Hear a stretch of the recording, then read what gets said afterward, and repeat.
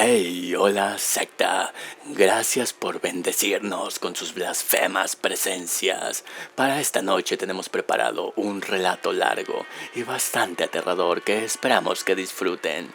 Y si es así, recuerden compartirlo y evangelizar con otros posibles miembros para esta secta. Pero no le damos más vuelta a esto. Apaguen las luces si se atreven y disfruten este relato.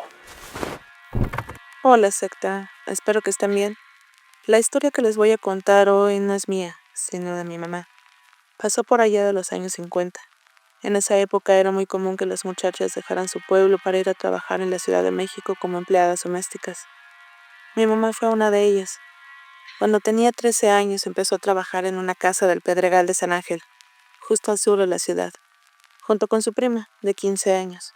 Les pagaban por hacer la limpieza y les daban alojamiento.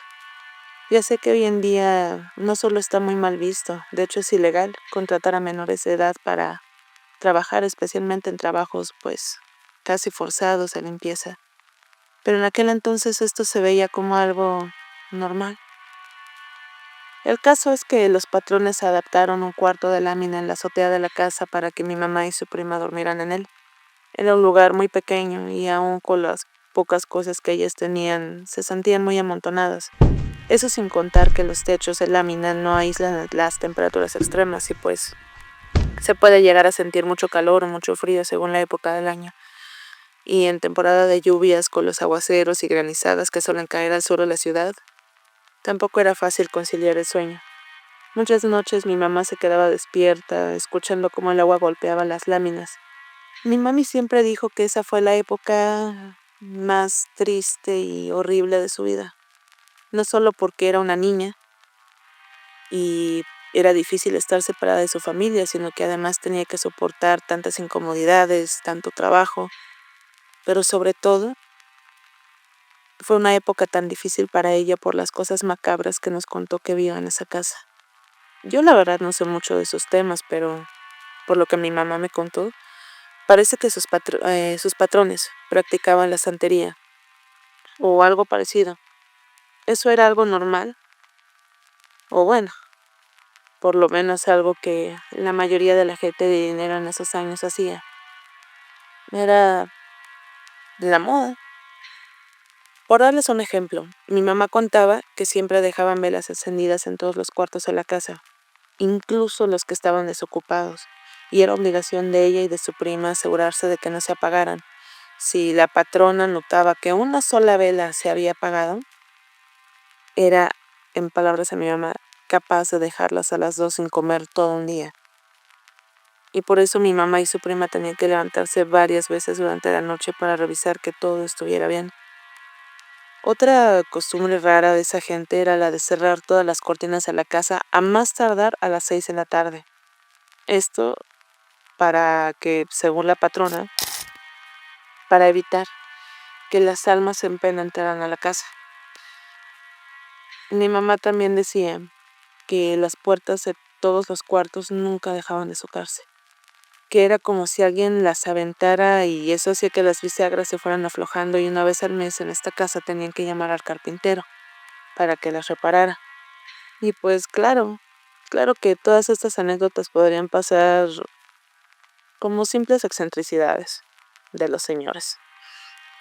Pero hay otras cosas mucho más fuertes que, junto con los malos tratos que recibían, hicieron que mi mamá y su prima estuvieran desesperadas por salir de ahí. Ella me contó que, aparte de todo lo que les acabo de contar, me contó que tenían prohibido encender las luces durante la noche. Solo podían alumbrarse con esas velas que dejaban por toda la casa. Y muchas veces, cuando mi mamá bajaba de su cuarto en la azotea para revisar que ninguna se hubiera apagado, escuchaba una especie de rezos o alabanzas, pero no era como que solo en una habitación, sino que se escuchaba por toda la casa. Y era muy raro porque aparte no podía identificar exactamente de qué cuarto salían esas voces, sino que parecía ser de todos al mismo tiempo.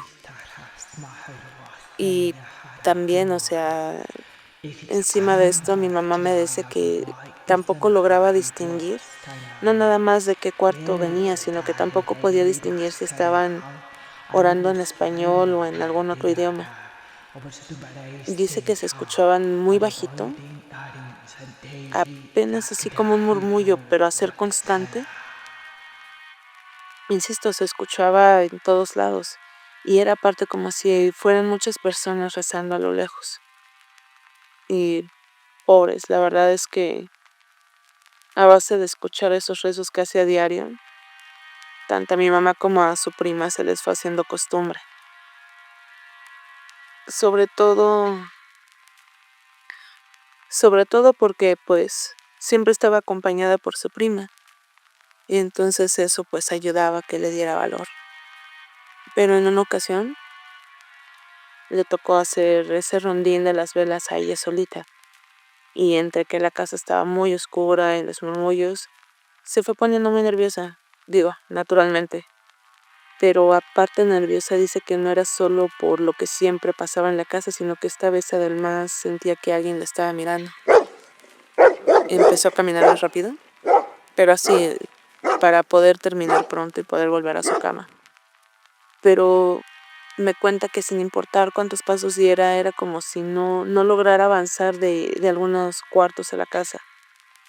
Que en momentos parecía que los pasillos se iban haciendo cada vez más angostos, más largos. Y lo peor llegó cuando comenzó a escuchar pasos detrás de ella. De algún modo supo que quien la seguía no era alguien, sino más bien algo. En ese momento es cuando por fin se decide, se echa a correr sin voltar hacia atrás, y cuando por fin logró llegar al patio y empezar a subir la escalera que llevaba hacia la azotea, y dice ella que solo le faltaba un escalón. En ese momento sintió claramente como alguien la agarró por la pantorrilla y la jaló hacia abajo, como queriendo llevársela. Como pudo, se puso de pie y alcanzó, ella dice que no vio nada, pero que sintió cuando tiró una patada. Volvió a echarse a correr y esta vez, pero así, o sea, alcanzó a llegar a su cuarto, azotó la puerta. Ella junto con su prima prenden la luz, le revisan su pierna y lo que ve es que la sangre le escurría hasta el pie. De hecho, cada vez que mi mamá cuenta esta historia, nos enseña la cicatriz que le quedó. Es que es una fila de triángulos chiquitos, pero al final de cuentas como triángulos en cada lado de la pantorrilla.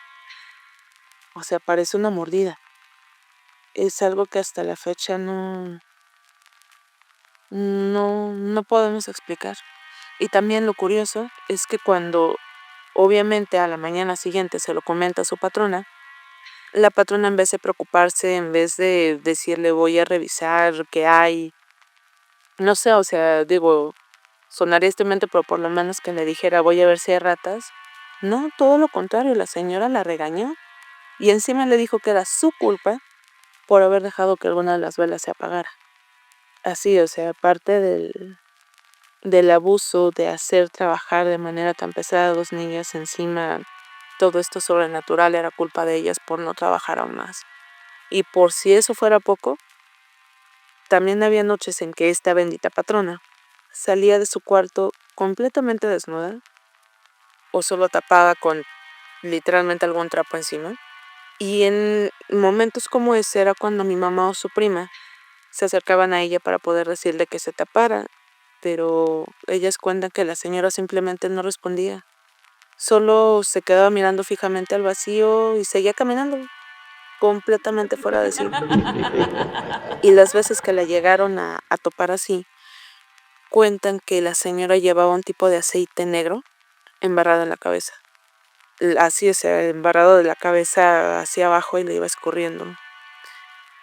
Y aparte iba recitando entre dientes las oraciones que luego escuchaban que venían de murmullos en los cuartos.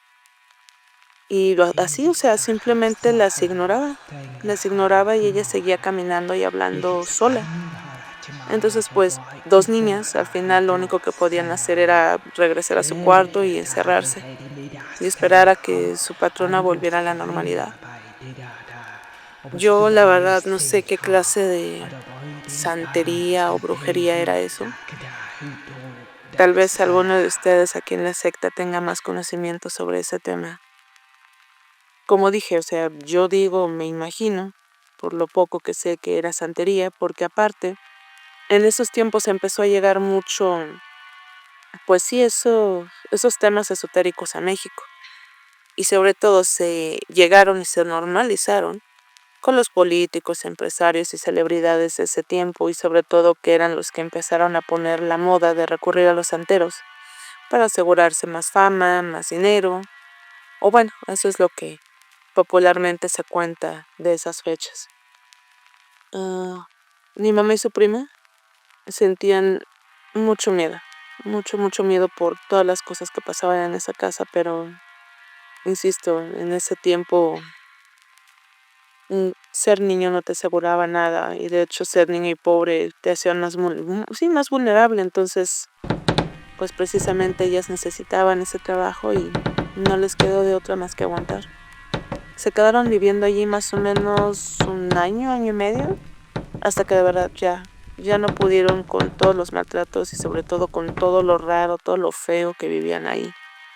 Y entonces un día, pues así, simplemente se salieron de la casa escondidas, sin liquidación, sin carta de recomendación, sin muchas de sus cosas ni nada, por el temor a las represalias. Y es que encima, en esta época, pues si tu patrón te acusaba de haberle robado, eso, nada más ese pequeño detalle era suficiente para pasar el resto de tu vida en la cárcel. Y entonces obviamente ese era el tipo de amenazas que la gente con dinero le hacía a las personas que trabajaban con ellos, porque se reducía a que era la palabra de gente con poder contra la de gente que generalmente venía de pueblos. Entonces eso, no les quedó de otra más que escapar y buscar en otra parte. Y digo, fue con mucha suerte que lograron hacerlo, y simplemente no volvieron nunca a saber de esa familia. Jamás ni volvieron por el rumbo, nada. Y de verdad, secta, muchas veces, cada que me acuerdo de esta historia, o cada que mi mami la cuenta con algún familiar o alguna amistad, me quedo pensando, ¿qué habrá pasado con las siguientes empleadas que llegaron a trabajar a esa casa? ¿Y cuántas personas, no, habrá actualmente en la Ciudad de México que tiene que enfrentarse a situaciones como estas? Yo de verdad sé que mi mami no está sola. Sé que entre todos nuestros miembros de la secta debe haber más de uno que conozca una historia parecida, y si es así, por favor, compártanla en comentarios. Y bueno, secta, este fue mi relato. Bueno, en realidad el de mi mami. Esperamos que les haya gustado y buenas noches.